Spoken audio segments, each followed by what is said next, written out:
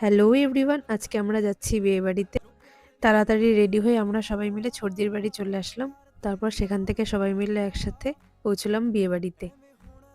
আমরা বিয়েবাড়ি চলে এসেছি। তো আমরা এসেছি বরযাত্রী হিসেবে। তো প্রথমে গেলাম স্টলে, সেখানে কিছু খাওয়া দাওয়া করে তারপর আমার বরকে বললাম কিছু ছবি তুলে দিতে। তো ছবি তোলা হয়ে গেলে আবার আমরা মণ্ডপে আসলাম। তো মণ্ডপে এসে স্টলে আবার কিছু খেলাম।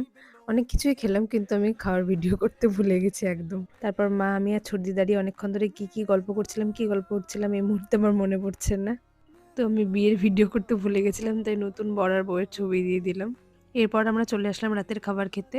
তো মেনুতে ছিল ফিশ ফ্রাই, ভাত, কাতলা মাছ ভাজা, আলু ভাজা, ভেজ ডাল, তারপর মাটন, আর যারা মাটন খাবে না তাদের জন্য পাবদা পাতুরি, তারপর চাটনি, মিষ্টি, সন্দেশটা আমি নিইনি, আর আইসক্রিম। তো খাবারগুলো ভালোই টেস্টি ছিল।